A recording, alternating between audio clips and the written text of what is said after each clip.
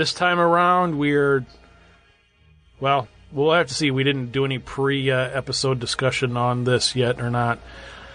I was going to say that we're going back to kind of our heyday, our golden era of horror. At least for myself, anyway. I don't know if I would say that at all.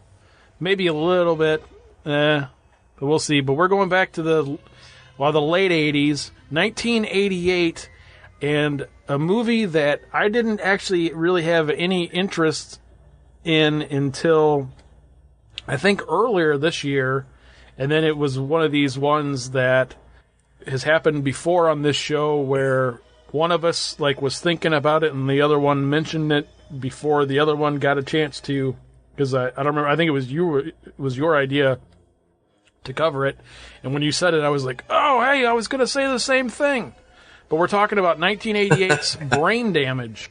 Yeah, I think we should almost have a new category for our show. We could do it like the beer and popcorn film night, and just totally just throw out that, because this is a total beer and popcorn film, directed by Frank Henenlotter, who is well known for the classic 1982 Basket Case. Actually, all the Basket Case films, all three of them, plus Frankenhooker, which I actually saw that film too, and Bad Biology, which I am not familiar with. So, yeah, this one, Brain Damage, came out in 1988, and it was actually, I believe it was the second film he directed, right after, 6 years after Basket Case, and that's what we got here, another beer and popcorn film to review. Now, did you catch the Basket Case cameo in this? I did. Okay. I wouldn't have seen that had I read something about it prior to going into this film. And so I kind of had my eyes looked out, I was looking out for it. Oh, yeah. So let me ask you, when was the first time you saw this film? Oh, 2 months ago? Yeah, it's funny because I actually, a buddy of mine, the old drummer of my band, he was a horror fan, and he let me borrow some films that he had on disc, and this was actually one of them. And I never watched the whole thing, but I caught part of it. I didn't remember what it was or what the name of it was, and then a couple months back when I suggested this one, it was because something popped up on the Bloody Disgusting website, some news article about this film, and when I saw the picture of Aylmer, the main character or the creature, I was like, oh, wait, I think I saw that. And then so that was why it became my my choice for us to review. And so my first time watching it all the way through was in June. Yeah, I didn't know that the connection between Basket Case and this until I was watching it, and I actually missed it the first time I watched it, and then the second time I watched it, and What's-His-Face from Basket Case is and it's just real brief. I mean, if you blink, you miss it, which is probably why I missed it the first time. Probably looked away for a second, but they're on the subway, and the main character from Basket Case is sitting on the train with his basket in his lap, and then he gets up and leaves. So I mean, it's just real quick. And then after I saw that, I was like, oh, this kind of has a Basket Case kind of feel to it. I wonder if, that's exactly why it is. Okay. This film it's an addiction film, I think. I think you could call it that. It's kind of plays on the addiction phenomenon, I guess. And it's sort of relevant in terms of with the opioid addiction that we keep hearing about with everybody getting hooked on these prescription pills and pain relievers and all this stuff. So it's about this guy who ends up, again, you're going to have to kind of help me through this because I only saw it all the way through the first time. But so there's this old couple, and you find out that they're freaking out at the beginning of the film because they're saying something's missing, somebody left or whatever. And anyhow, this creature, basically like a purple or blue turd, talks, and I don't know, like, how would you describe it? Yeah, that's a pretty good description of it. Yeah, kind of like a purple blue turd. He's almost like a slug kind of thing. The older couple that originally possessed the thing, how he got from there to this other guy, it's not really crystal clear in the movie. It's just all of a sudden like, oh, he's missing, and then, oh, this other guy's like sick. That's weird. Yeah, it's like all of a sudden he gets sick, and you find out that basically what this thing, it's like a symbiote, like a kind of like Venom or whatever, from the Marvel characters, and where it basically, it like has these like little needle type things that come out of its mouth. The guy puts it on the back of his neck, and it injects to his spine or his brainstem or whatever, and it gets him high. And the thing in return like needs to eat brains. So I don't even know how to describe this. So okay, so the guy basically goes around to find him a victim, and he needs, because he's like becomes addicted to the fluid or whatever that this creature is giving him. So like he'll go and find like a victim or somewhere or somebody, and then the character, which his name by the way is Aylmer, and they kind of like have an explanation for his name. I can't recall what it was, something like a it was some like old English term or something. That thing goes and like eats, like kills somebody, and then digests their brain, and that's how it survives. But then, so it's constantly giving its host a drug to help find a victim. Yeah, the one thing you're missing there, which I mean, I don't know if you could really say it's an important plot point or not, but the old couple at the beginning, they are keeping this thing captive in their bathtub, and they are feeding it animal brains that they are getting from like various butchers. That's kind of the opening sequence to them. The guy just got back from getting some butchers from across town or something, and he was bitching that he couldn't go to the other place anymore because the guy was starting to ask questions of why he wanted brains. So they were feeding him animal brains, and then it turns out that Brian, instead of feeding him like animal brains, is like feeding him human brains, and somehow that's different. And so he's like getting stronger. We were talking about Basket Case a little bit there. So, this movie has definitely a lot of similarities to Basket Case, but one of the main similarities, I want you to figure out, like, oh, hey, this is the same guy who did Basket Case, is that the storyline itself really isn't all that great. And so there's a lot of plot holes, if you will. There's a lot of stuff that, just kind of like, oh, that's kind of weird. And then the other thing, too, I don't know if you even caught this, but I remember the first time I saw it, at the beginning of the movie, and I had to double check into, you'd probably have to do some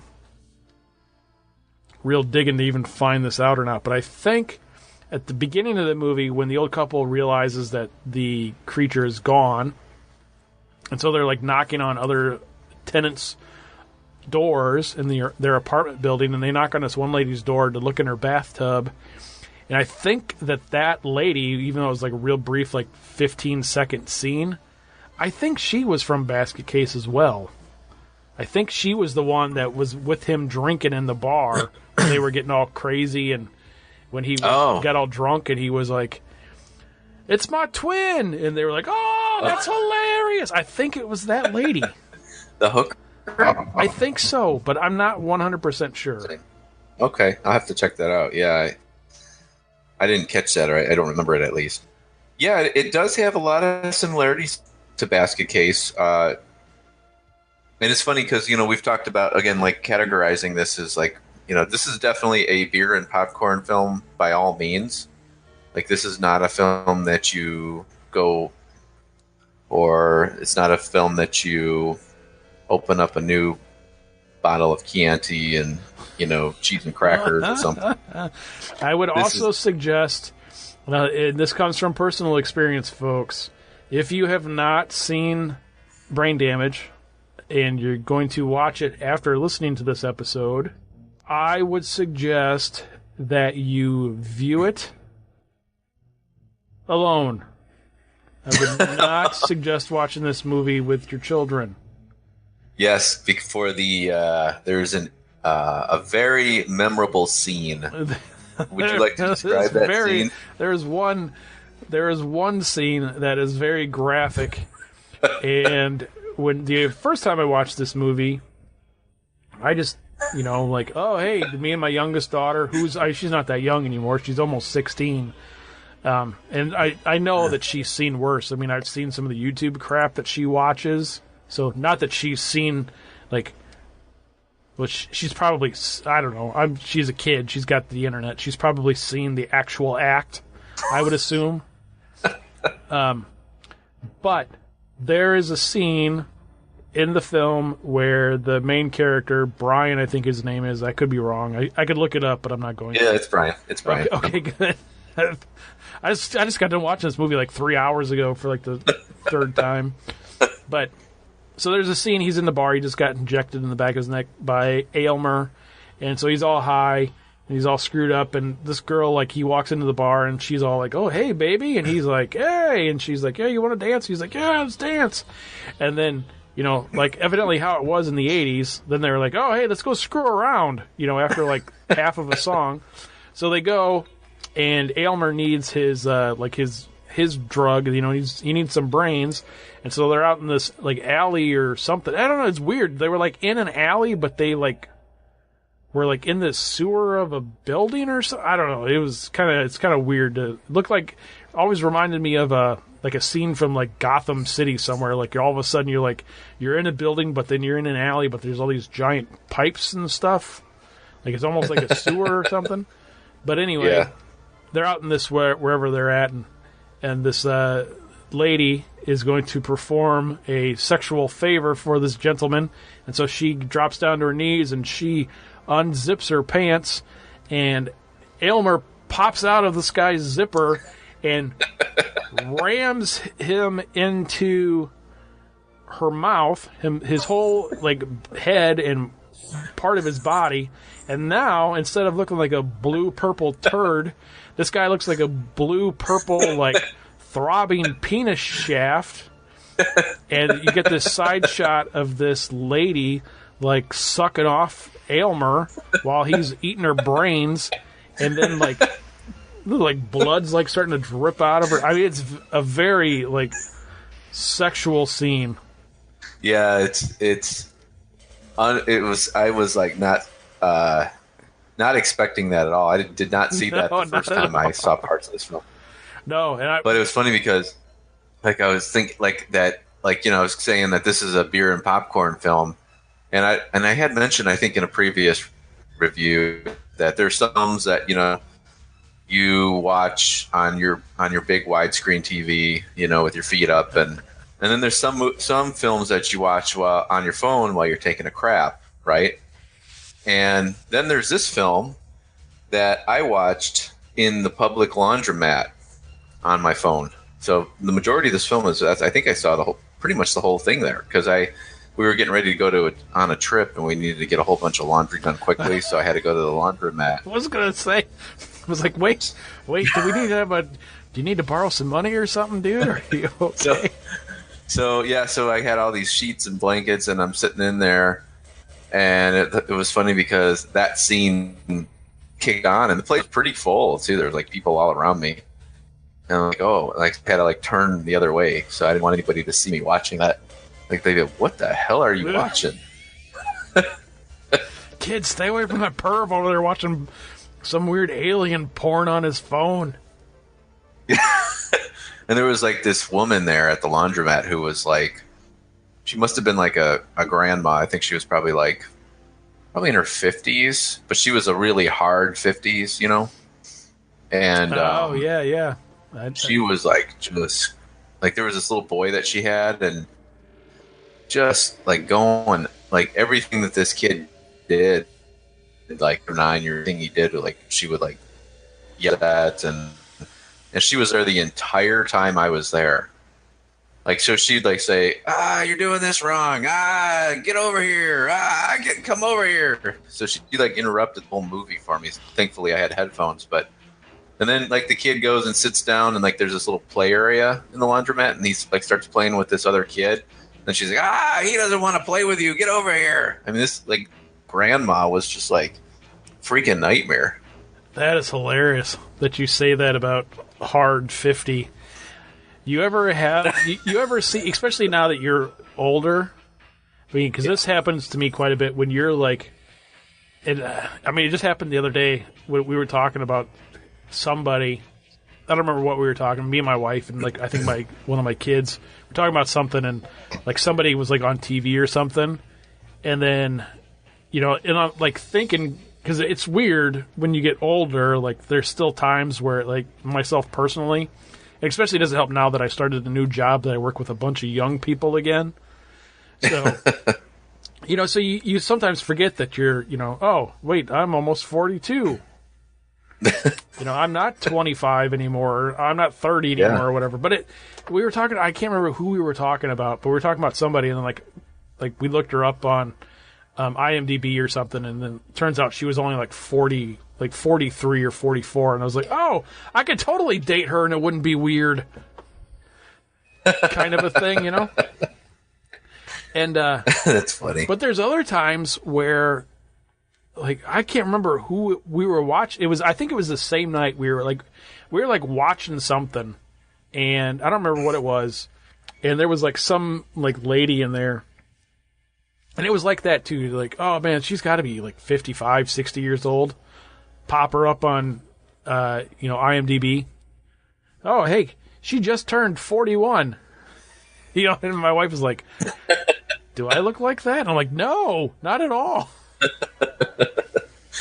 Yeah, it's funny. It's like, but this lady was like, yeah, she was, I mean, she had that vibe, like she had been through, she like kind of had that like barfly sort of vibe to her. Oh, sure.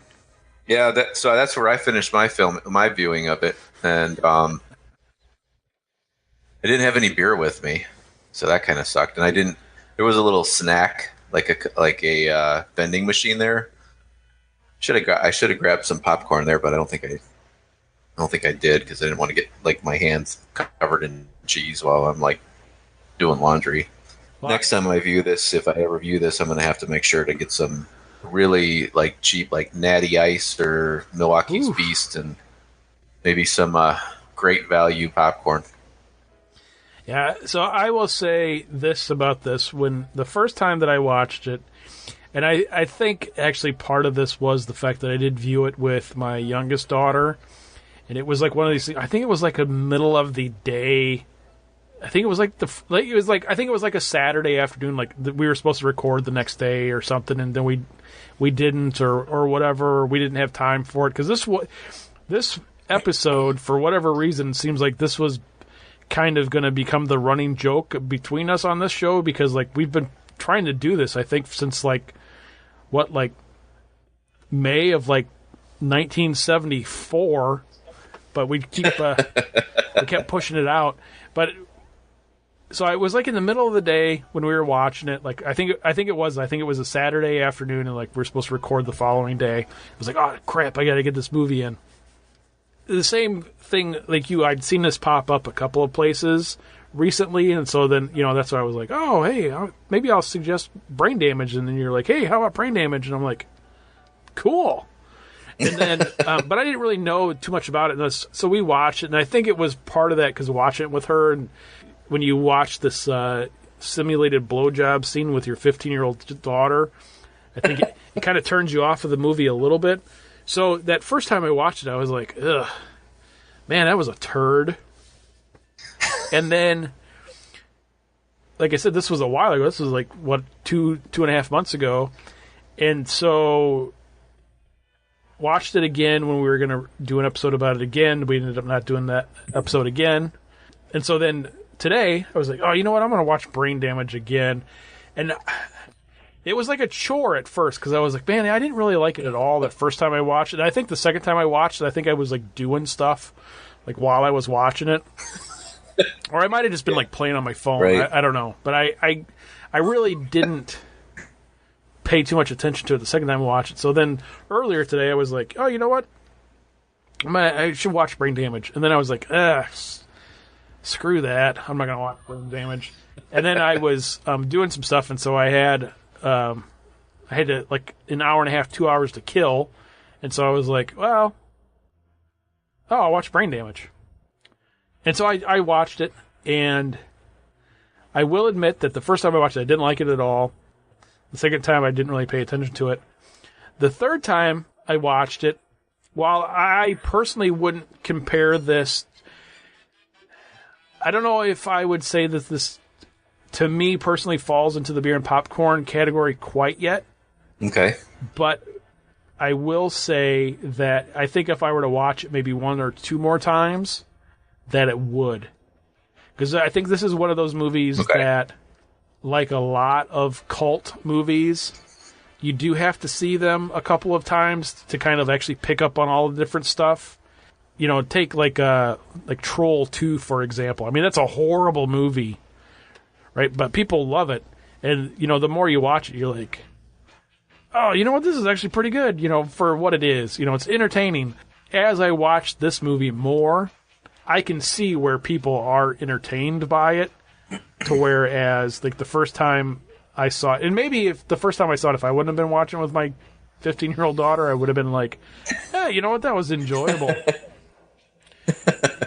But right.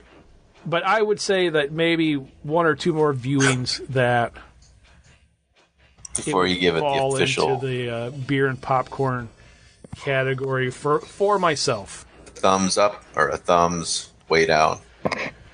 I would have to go with a thumb, sort of like right in the middle for now. I will say that this movie does have, again, this goes back to the late 80s. We were kind of sort of starting to get into a little bit of the CGI stuff in some of the mainstream horror stuff out there. Not everything. You know, you were kind of starting to get in that way with some of the effects, like in Friday the 13th, or not Friday the 13th, Nightmare on Elm Street. This movie, definitely better effects than Basket Case. If you remember when you watched the original Basket Case, the first Basket Case, there's a lot of like real crappy cuts between like stop motion stuff and then like, you know, practical effects. Same thing with what was the other movie, the Deadly Spawn? You know, kind of had the real crappy cuts with that. So this guy definitely had stepped his game up for the effects in this one. There was some pretty good effects. The only downfall to this movie that I would say that my major complaint to this movie is you have this, whatever this turd penis shaft thing is. You know, he has... Aylmer. Yeah, Aylmer. He's like, when he talks in the movie, he's like real spoken, you know, real well spoken. He has like this kind of like almost like an English accent. Not English accent, but you know, that whole like uppity kind of, that whole like hoity-toity kind of, you know, like from the Hamptons kind of accent in his voice kind of thing, you know? And he's like this all-powerful being and stuff. And then he ends up getting killed at the end of the... Sorry, guys, spoiler alert. He ends up getting killed at the end of the movie because this guy, like, chokes him a little bit. And then he's like, ah, and then he dies. You're like, wait, that's it? That's so funny that you bring that up. Yeah, he does have a very odd voice. One thing, too, that's kind of interesting is, like, and I was reading a little bit about this, like, the close-up scenes, because they show these scenes where his mouth opens and like he's got all these weird like teeth and little things going on inside his mouth, and the little needle thing comes out. That like they actually built like a bigger model of Aylmer for that scene, like a more detailed prop. But anyhow, yeah. So you're saying you're in the middle on this one, huh? Yeah, I would say I'm in the middle. Well, I thought about this a little bit now. Again, the whole idea of the beer and popcorn film, I definitely categorize this as one. And it's funny because just recently, and we should probably talk about this, but Joe Bob Briggs returned to host a season of horror on Shudder. and so he's doing, he brought back his old shtick, and he's doing the whole horror host thing, and because of that, I went ahead and subscribed to Shudder for $5 for the month, and decided I might as well just check it out and see what's on there. And one of the movies that he does is Basket Case, so I'm gonna definitely check that one out. But so that and Joe Bob Briggs kind of, I don't know if you all are familiar with his shtick. You got to check him out. But he's basically like the way he does the horror hosting thing. He just kind of sits back in a chair, and he's got a bunch of beers around him, and he just he'll give you some facts about the film, and tries to throw in a little humor here and there. I think that's like watching all of the films that he has on his episode. That's like beer and popcorn film all the way. He's got like Tourist Trap, Sleepaway Camp, like I said, Basket Case, and a few others I can't remember on season 1 of his show. Thinking about that, the whole concept of the beer and popcorn movie, I definitely would fit this in that category. But again, looking at films like Basket Case, that is like a premium beer and popcorn film. I mean, that's absolutely like what you would expect, low budget, terrible film, but somehow character that about it, or something about it that's enjoyable, even though it's horrible. So you're watching this horrible movie, which is like, I'd say like Basket Case, but for whatever reason you're enjoying it at the same time. So that really is kind of the category. Like, Ghoulies 2, that's another one that I would categorize as one of the top-notch beer and popcorn films. But with this film, it is definitely, I would categorize it as a beer and popcorn film, but at the same time, I am going to say it's a very, very bad beer and popcorn film.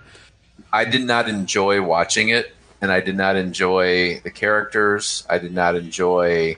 It was like standing and sitting in that laundromat, like holding my phone was a chore, and it wasn't. It was kind of fun, like in the sense like I got to watch a movie in the laundromat, so it kind of took it to a whole new level. But at the same time, it just really was like, oh, when is this thing going to end? This is a terrible movie. And yeah, the beer would have probably helped it a little, and the popcorn too. But at the end of the day, a bad movie is a bad movie. So I do have to give this one a thumbs down. Cool. All right. Well, there you have it, folks. That's what we were kind of suggesting at the beginning of the episode. I wasn't sure how we were going to go on this one, because it seems like, which I think is a good thing for us to do when on the movies that we haven't seen previously together, or that we know that we've seen previously together, whether it's new ones in the theater. Well, those we kind of talk about a little bit afterwards, but like these other ones like this one and like Deadly Spawn, to go back to that one, or Basket Case, or some of those other ones that we've never seen when we were kids together. We don't really talk about it before we record the episode, so I had no idea which way you were going to go on that. So, and I think you summed it up exactly, because that's kind of how I felt when I watched it that first time. It was kind of like, ugh, I'm not enjoying this movie at all. And then, like I said, as I watched it a couple of more other times, then I was kind of like, oh, okay, I can kind of see where the appeal for this would come in. It's one of those things. I think another movie that falls into that category with me is the movie Curtains, which we did here early on, and I had never seen it prior to that. And I'd have to go back and listen to that episode. I don't remember if I actually gave it a thumbs up. Oh, that'd be interesting to go back to that. I might not have. And now it's like one of those movies that I love. Like, I have it on VHS, I have it on DVD, I have it on Blu-ray. And that's one of those movies like... Is it, would you call Curtains a beer and popcorn film? Yeah, definitely. Okay. But that is one of those ones to where it can... I mean, beer and popcorn movies, honestly, you get into some of even the ones that I would consider like the original Friday the 13th with Pamela Voorhees as the killer. I would consider that a beer and popcorn movie. Now, granted... I would agree, yeah. That is a... That is a $12 6-pack craft beer and some Orville Redenbacher type beer and popcorn movie. But I would consider that a beer and popcorn movie. This one, yeah, like I said, I guess it would fall into the beer and popcorn category, and this one very well might be in a couple of years. I might be like, oh, Brain Damage, that's a good movie. So I guess we'll have to wait and see. I just say wait. The one thing I will say too about this movie is, you could probably say this about a lot of the movies that we do talk about, especially ones fall in the beer and popcorn category, is this one, I really could have seen this one being on some horror host show, like back in the 90s, whether it was, whatever, what's his name? Joe Bob Briggs or whatever, Elvira or whatever. Back in, on USA or TNT or whatever, back in the 90s. I could definitely see this being on there and then making some shitty comments, between the stuff. It would never be on Svengoolie anymore, but... No. Hell, on Svengoolie, if there's anything, they're going to be like, oh, there's going to be somebody jumping out in this next scene. Make sure the kids and all the people with heart conditions are not watching it. This is going to be a very touchy topic for you sensitive viewers. So we're showing a horror movie. He did that for Barracuda. Yeah, he did that. Yeah, for a warning for Barracuda. Fake blood in a fake rubber fish, and it was like, oh, we better do a warning before that. Yeah, and he did like a warning every commercial break. He's like, all right, guys, this next scene is a little grotesque for you sensitive viewers. Oh, that's cool. So, yeah, all right. Well, I think that wraps up Brain Damage. They didn't really leave Brain Damage up for a sequel, though. Either that's the other downfall to it. Yeah, hopefully that we never get one either.